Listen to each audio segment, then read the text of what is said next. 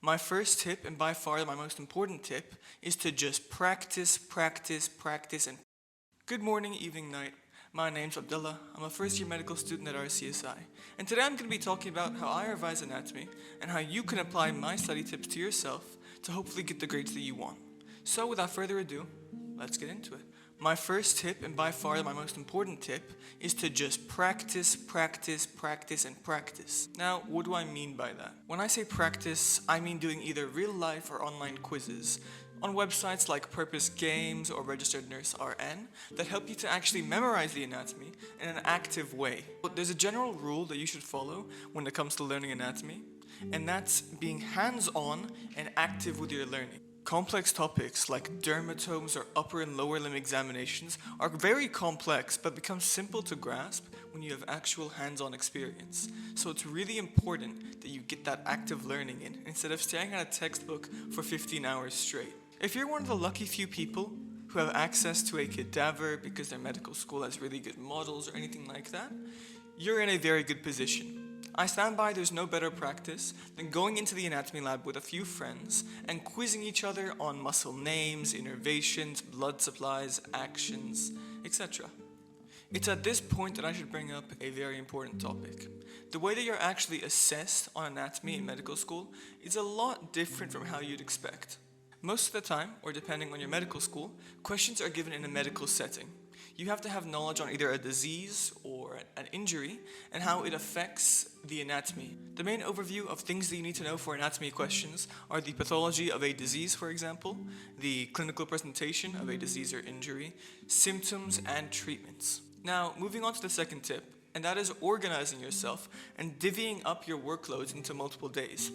I cannot emphasize how important it is to time manage yourself, especially when you're learning over 100 different muscle groups and checkpoints. I've seen many students and classmates of mine get completely lost and overwhelmed with the amount of content they had to learn because they tried to tackle it all in one day. I've heard it before many times and I'll say it again because I agree with it. Anatomy is a marathon, not a sprint. You can't just jump through it all without caring or even blinking. If you want a very basic schedule, or if you want a little bit of inspiration for how you should organize yourself, I like to set 2 or 3 hours out of my day and focus on one specific section of anatomy. So for example, one day I might focus on the lower limb, next day on the upper brachial plexus, next day on the calves, for example. And I will spend that time doing quizzes, past paper questions, and lots and lots and lots of anatomy. At the end of my review, I'm going to note down how confident I was tackling that section on a scale from 1 to 5. 1 being the least confident and 5 being the most confident. And I will come back to it from lowest number all the way up to highest number and go all the way up the list like that. So by the end of it all, I've reviewed every single lesson of anatomy and I'm very aware of what I'm weak on. My third tip for anatomy is honestly pretty simple, but just as important. Memorizing anatomy is more than just memorizing anatomy. Take, for example, the muscle in the lower limb called the rectus femoris. When I first started my anatomy journey, I just thought, rectus femoris, it's this big muscle right there. And that was not a good way of memorizing. Now, I know rectus means straight. Femoris, obviously, means on top of the femur. So the rectus femoris, if I ever saw a diagram, I'd know it's the straight muscle that lies atop of the femur.